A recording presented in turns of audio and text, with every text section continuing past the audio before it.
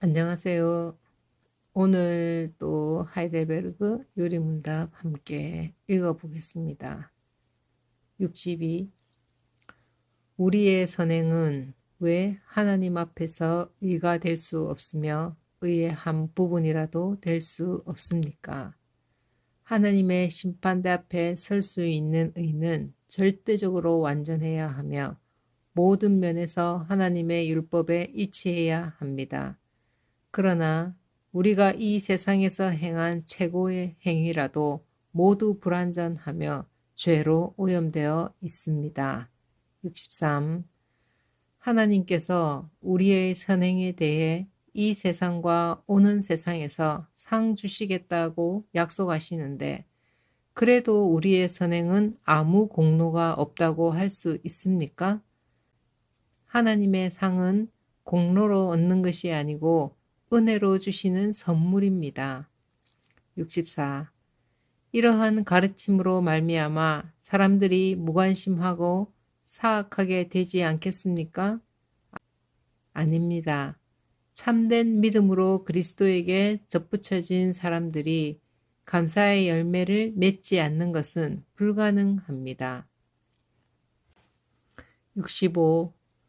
오직 믿음으로만 우리가 그리스도와 그의 모든 은덕에 참여할 수 있는데, 이 믿음은 어디에서 옵니까? 성신에게서 옵니다. 그분은 거룩한 복음의 강설로 우리의 마음에 믿음을 일으키며 성례의 시행으로 믿음을 굳세게 하십니다. 66. 성례가 무엇입니까? 성례는 복음 약속의 눈에 보이는 거룩한 표와 인으로 하나님께서 제정하신 것입니다. 성례가 시행될 때 하나님께서는 복음 약속을 우리에게 훨씬 더 충만하게 선언하고 확정하십니다.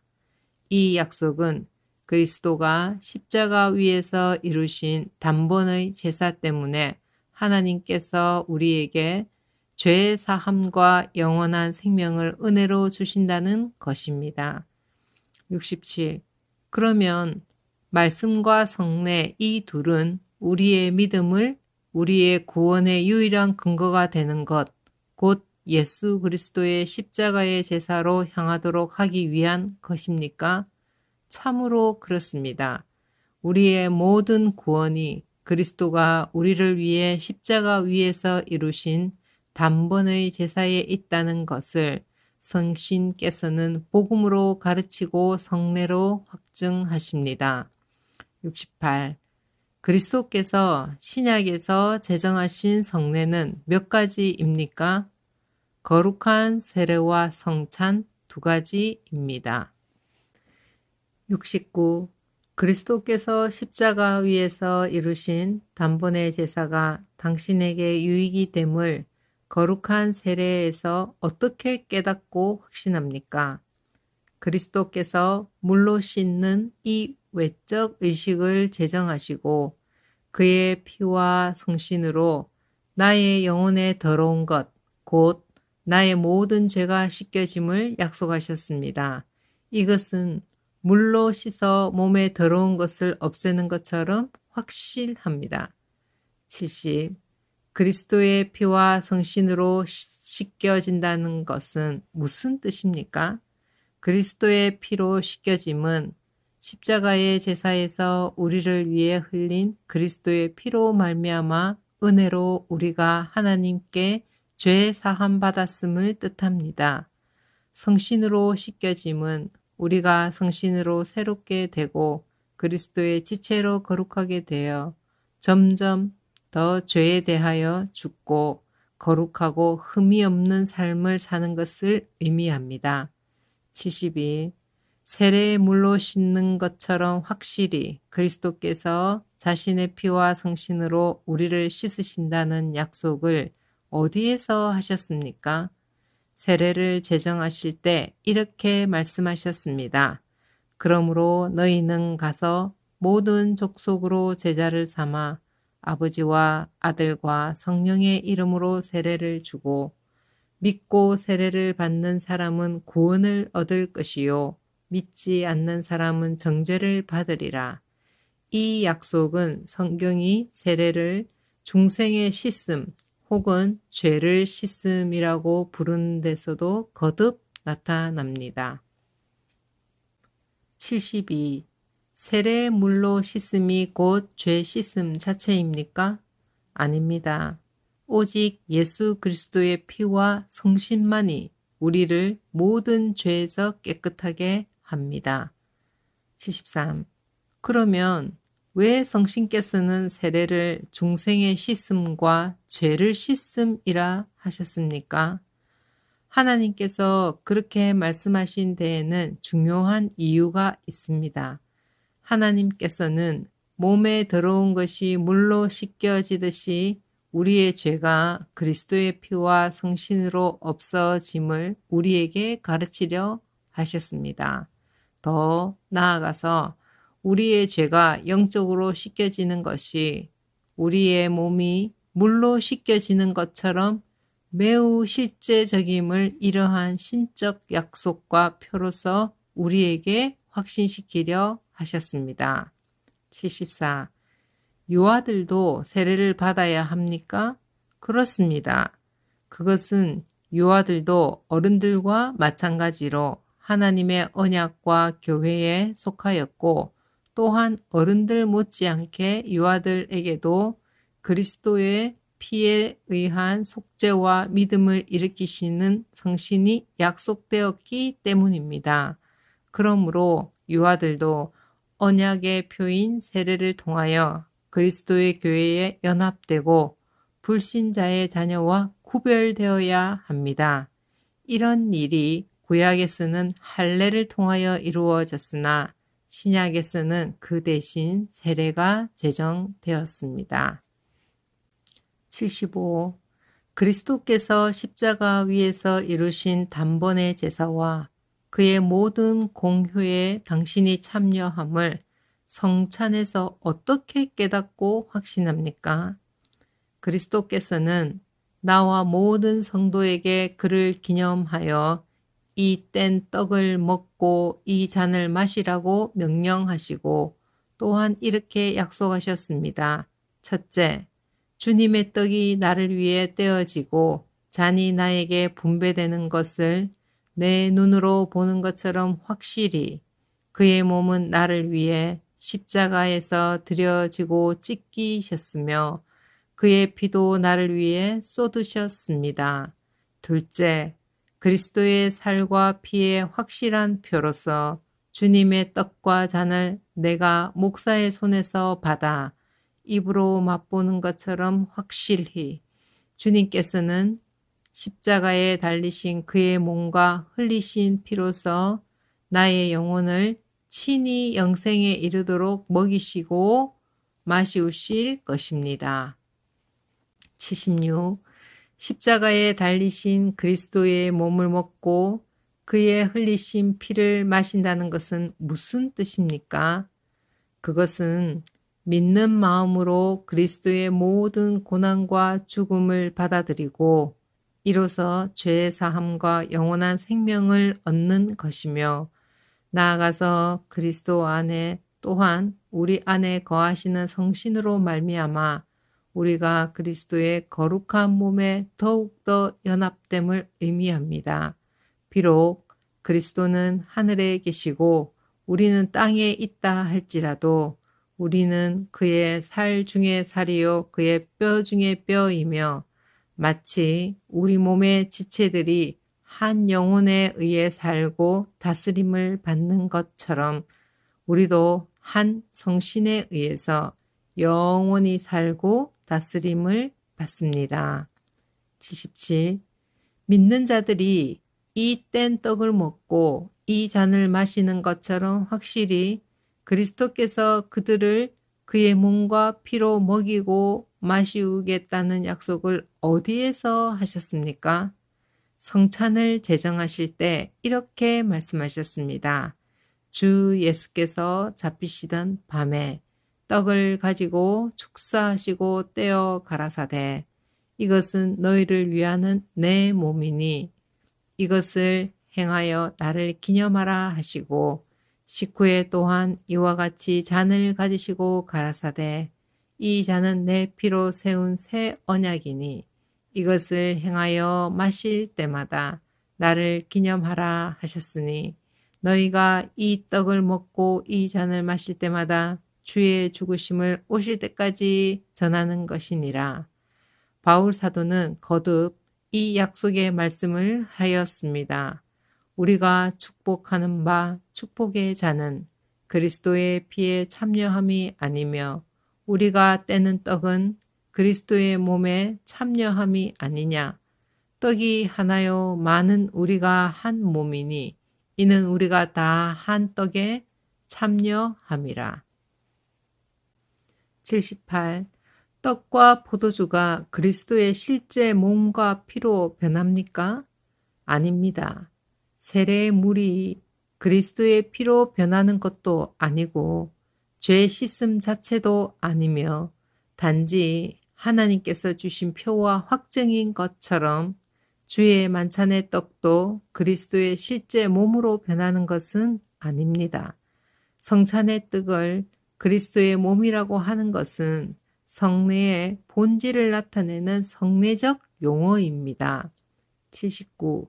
그렇다면 왜 그리스도는 떡을 그의 몸이라고 하시고 잔을 그의 피 혹은 그의 피로 세우는 새 언약이라고 말씀하십니까? 또한 바울 사도도 왜 그리스도의 몸과 피에 참여하는 것에 대해 말합니까? 그리스도께서 그렇게 말씀하신 데에는 중요한 이유가 있습니다.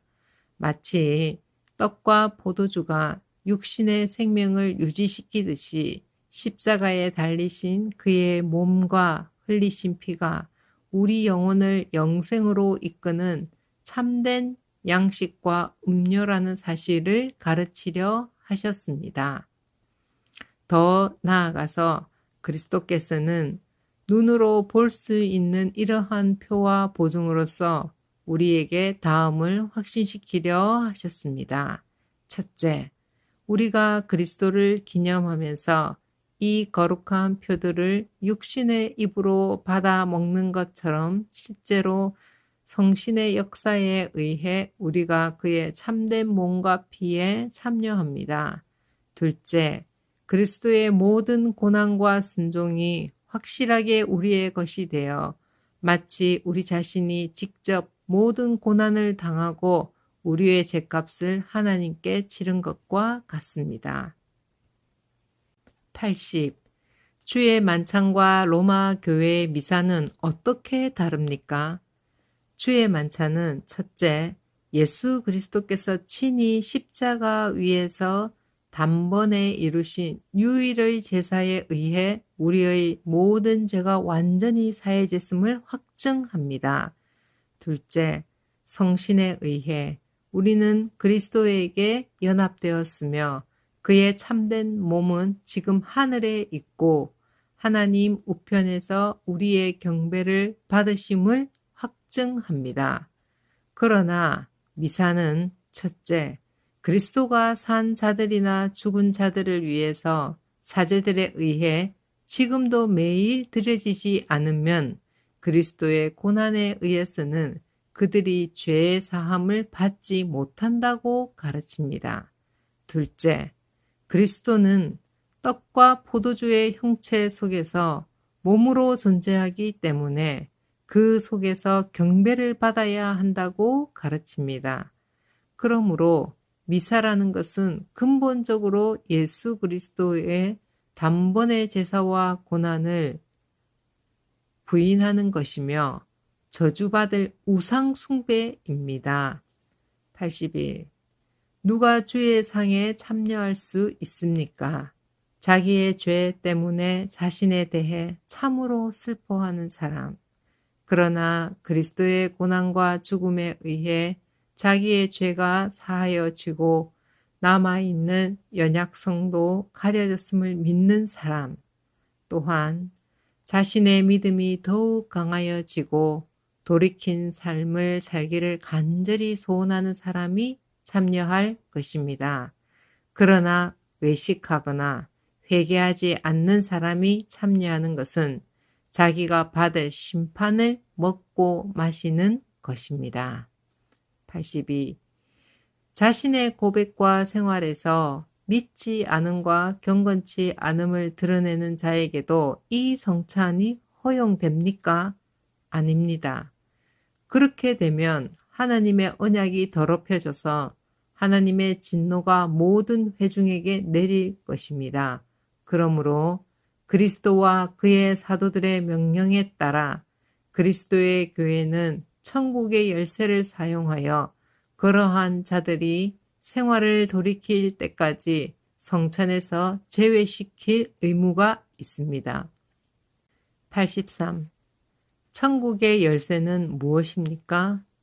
거룩한 복음의 강설과 교회의 권징인데 이 두 가지를 통하여 믿는 자에게는 천국이 열리고 믿지 않는 자에게는 닫힙니다.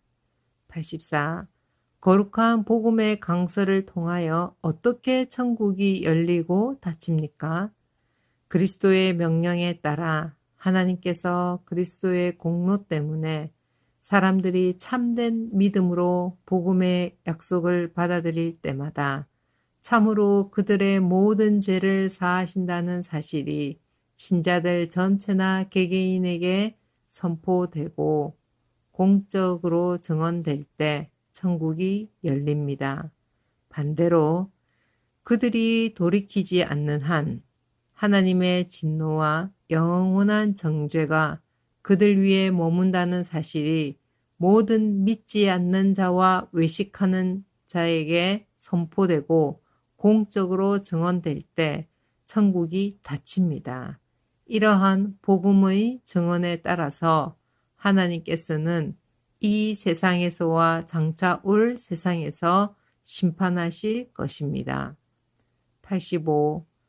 교회의 권징을 통해서 어떻게 천국이 닫히고 열립니까?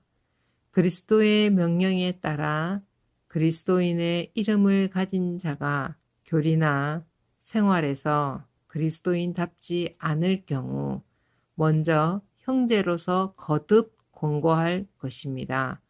그렇지만 자신의 오류나 악행에서 돌이키기를 거부한다면 그 사실을 교회, 곧 치리회에 보고해야 합니다. 그들이 교회의 공고를 듣고도 돌이키지 않으면 성례에 참여함을 금하여 성도의 사귐 밖에 두어야 하며 하나님께서도 친히 그들을 그리스도의 나라에서 제외시킬 것입니다.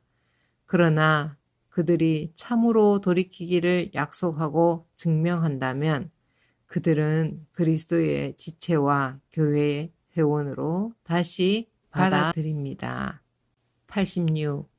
우리의 공로가 조금도 없이 그리스도로 말미암아 오직 은혜로 우리의 죄와 비참함으로부터 구원을 받았는데 우리는 왜 또한 선행을 해야 합니까?